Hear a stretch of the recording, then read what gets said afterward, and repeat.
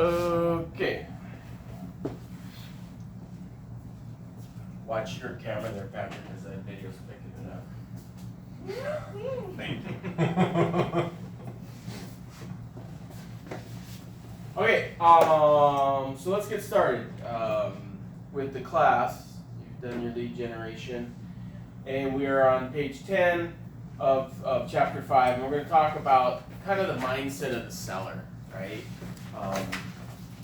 This is you're going in now to get the listing, and so when you go in, you really, so what I usually tell people, what I usually do is when I get there a little bit early, right, and I stand on the front with my little legal pad, and I start writing down notes of the property, right? What kind of roof they have? Does it look like it needs to be repaired? Does the front look nice, or did they have to do some yard work? What kind of, maybe they got fruit trees or picket fence, or what color is the house, right?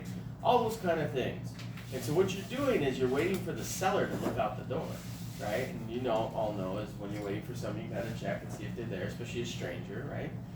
So you see if they look out the door, and then they look out the door and they open the door, and you're like, oh, I was just writing down a few notes about your house, right? Sets you apart from the other agents, because the other agents just go out and knock on the door, and here I am, right? Shows that you care, for one, right? So you get there and you say, where should we start? You take a tour of the home, right? You still have your legal pad, you're writing down things about the house that they tell you. Maybe you're asking them if they're going to include certain things, right? Are the blinds going to stay, ceiling fan, washer, dryer, all that stuff, or is it going to stay with the house with the sale, right? Get all the way, and then you say, okay, well, let's sit down and talk about how the market's doing. Now, what you try to do is try not to sit across from them, right? You either try to sit next to them. If it's two of them, maybe you try to sit at the end, and they're right there, right? All psychological stuff, right? Okay, and so then you start going into your spiel, and what you want to start talking to them about is why they want to sell, right? What's their motivation for selling? You might have to dig a little bit, right, into why they want to sell. Maybe it's a financial issue, which is very personal, right? And you kind of just met them. So it's kind of uncomfortable, right? But you're the professional. So you want to dig a little bit into that whole thing if it's a financial thing, because you might not even be able to take the listing, depending on what the financial problem is, right? Maybe they want to go move closer to their grandkids or whatever it is, right? So you want to get that, because that'll be something that you'll go back to often, right? And not only when you're sitting at that meeting, but when you bring in an offer or things like that, you might go back to that when you're trying to close them, okay? And we'll talk about that a little bit more as we go through. So you're getting your head in the game, and I'm on page 10, helping the sellers determine the correct price for their property, right? Is it part of the value, right? You're hired because your negotiation skills. You're not hired to put a sign in the yard, right? Because they can do that, right? You're hired for your negotiation skill, your marketing skills, right? To get the property out there, so the exposure of it, things like that, right? Pricing can be easy. Can be easy with a property prepared comparative market analysis, a CMA. CMA is your main document, because that's going to tell them what the market's doing, right? And what they could expect for a price in your solds, right? So on my CMAs, I always do active is what your competition is. Pending is what that neighborhood's doing, right? That's all the ones that are in escrow. And then the solds, right? These are the actual prices of the properties that closed. It's not a dream anymore, right? And then how they stack up to that. Now, some of the properties you probably haven't seen. So you were flipping through the pictures, right? To kind of see, okay, this one's all redone. Are they all redone, right? Or this one was all like just stock, brand new, or not brand new, but stock from the beginning, right? It was brand new. Is this what it looks like, right? Because then your prices are going to be different, and they have to realize that, right? And that's where your professionalism and things come into play, because you don't want to take a price that's redone if they're not a redone property. You know what I mean? And we'll get into that as we go through this. CMA, presenting your CMA and discussing pricing with the seller. There are two major components of the listing appointment. You already learned the dominant role your mindset plays in the success of real estate sales, and it's the same with your seller. Truth, pricing has a large mindset component for both you and the seller. You want to be on the same page, right? You're going towards the same goal, and they got to know that, right? You're working for them. You're on the same team. We're a team now, right? You and the seller. Pricing is a process. Learn to do it well. Also requires knowing pricing strategy based on principles that drive the market, and we're going to get into that. Also requires knowing pricing tactics, building and presenting the CMA and scripts that go with it. So we'll practice a couple scripts too.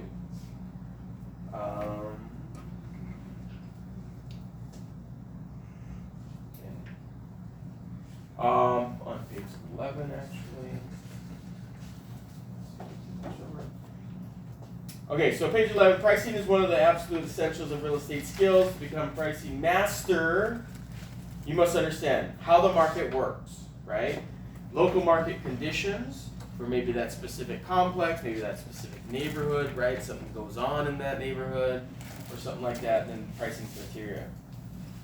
How market works, market dynamic. Market operates on law of supply and demand, right? Simple. When supply is high and the demand is down, prices fall. Right now we are in a super small inventory, high demand, right? Our prices are astronomical. Our median is what, $740 right now, right? 10 years ago was $460, I think. Just in 10 years we've gone up that far. Determination of value. Value is established based on the agreement between a willing seller and a willing buyer, right? Tug of war is always between what the seller wants and what the buyer is willing to pay. And then you have appraisals as part of that too, right? If the buyer is willing to pay that amount, the appraisal might not justify that price.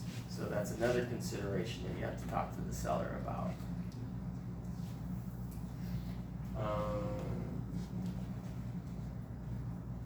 So does anybody know how many listings there are on Maui total? Roughly. 1,500. That's close. There's about 1,000. There's about 500 in residential, about 500 in condos. So, you know, it's tiny. So there shouldn't be no reason why you can't learn that, right?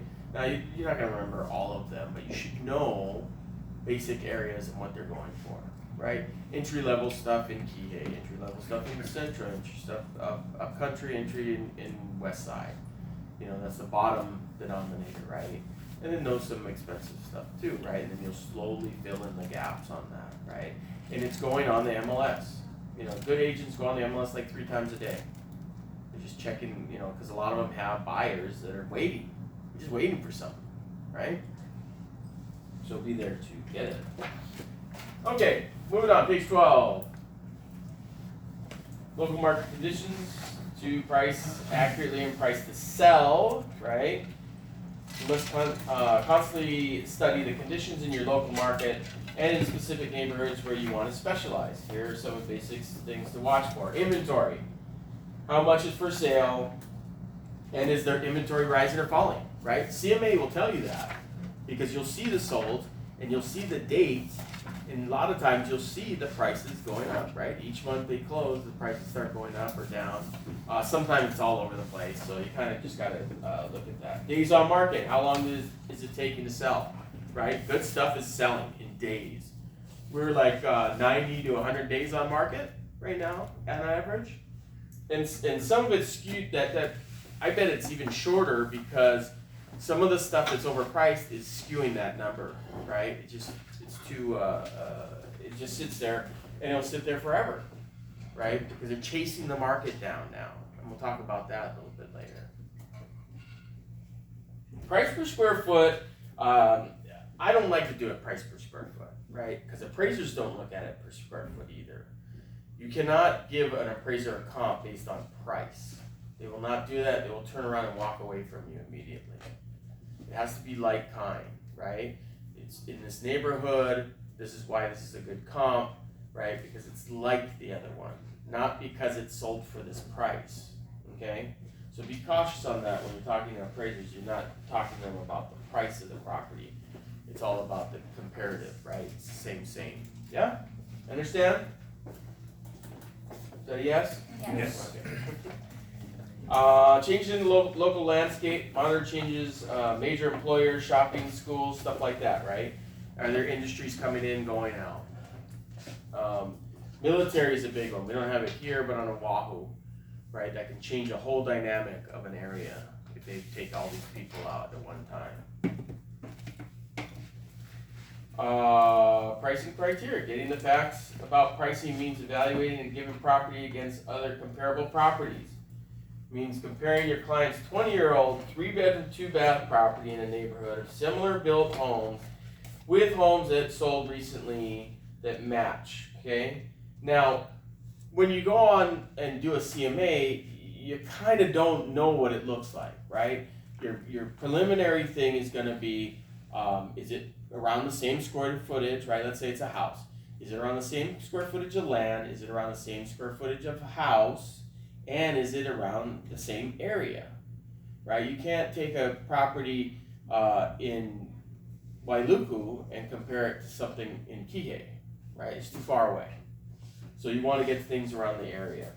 Then once you got that list, then you can start looking at the pictures and going, okay, this one kind of looks like it. You may not know what your subject property looks like that you're going to get listed. So then you're just kind of taking that information in, right? You're going, okay, a brand new place is going to get this price. One that needs to be fixed up is going to get this price. So we'll see what it looks like when I get there, right? And you always talk to them, the sellers, about what price were you thinking, right? I try to get that out of them early because then it sets up the whole rest of your spiel, right? You're going to be going down the path and talking about all this stuff and then their price is totally different, right? So always try to get that out of them. And sometimes it's hard. You know, sometimes they say, well, I thought you were going to tell me that. You're the professional, right? So you might battle that. Pricing criteria, we just went over location, size, amenities, and conditions, right? What does it look like? Okay, so we will do the page 13. And let's see if that does it. So we're going to discuss local market statistics. What are the current local market statistics in your target area? So the days on market, average price per square foot, we won't do that. How many homes in the market now, right? What are your sources for local market? So, pick an area. Okay, so what I want you to do for 10 minutes or so, does everybody have a computer? Okay, so what we want to do is you want to pick an area. Let's all choose the same area because then we're all on the same page. Let's choose an area like Maui Lani because there's a number of sales in there. Let's choose the islands, right? Maui Lani, everybody know where that is, right? And we'll see what we come up with, okay? So everybody do that for the next 10 minutes. We're gonna look at the area. I'll walk around too and help you find that area. And then we'll talk about the questions here on page 13.